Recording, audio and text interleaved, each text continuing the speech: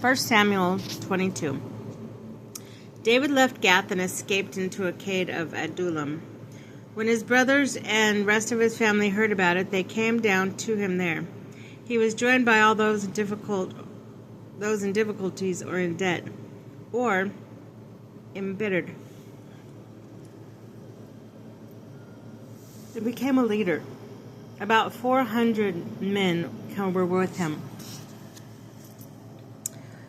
From there, David went to Mizpah of Moab and said to the king of Mizpah, let my father and mother stay with you, until I learn what God will do for me. He left them with the king of Moab, and they stayed with him as long as David remained in the stronghold. But Gad,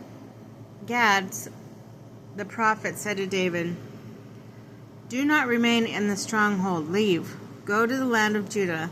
So David left and went to the forest of Herath.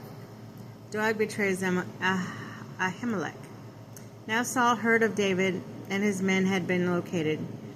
At the time he was sitting in Gibeah under a tamarisk tree in the high place, holding his spear while all his servants stood by him.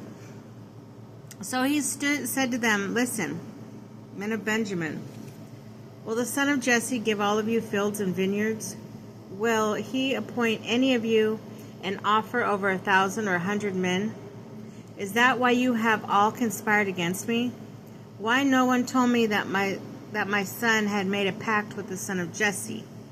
None of you has shown compassion for me by revealing to me that my son has inclined my servant to ambush me, as in the case today. When Doeg the Edomite, who was standing with Saul's officers, spoke up, I saw the son of Jesse come to Ahimelech, the son of Ahitub, in NAB. He consulted the Lord for him, furnished him with provision, and gave him the sword of Goliath the Philistine. Slaughter of the priests. So the king summoned Ahimelech, the priest, son of Ahitub, and his family, the priest of NAB. They came to the king. Listen, son of Ahitub, Saul declared. Yes, my lord, he replied. Saul questioned him. Why have you conspired against me with the son of Jesse? By giving him food and sword, and by consulting God for him, and he might rise up against me in ambush, as is the case today. Ahimelech answered the king, who among your servants is as loyal as David, the king's son-in-law, captain of your own bodyguard, and honored in your own house? This is the first time I have consulted God for him? No, indeed. Let not the king accuse his servant or anyone in my family of such a thing.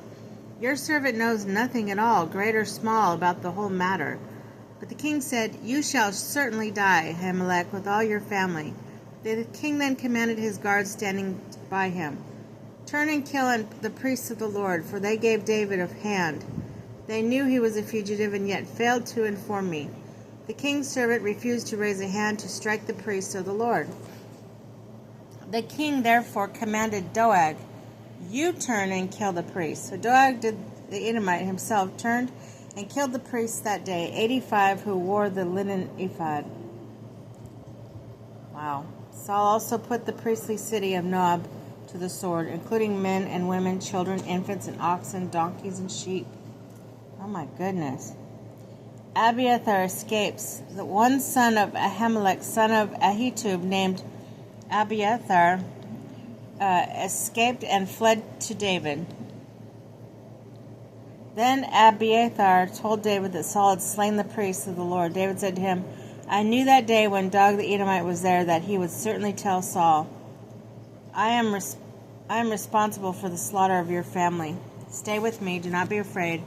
Whoever seeks your life must seek my life also. You are under my protection.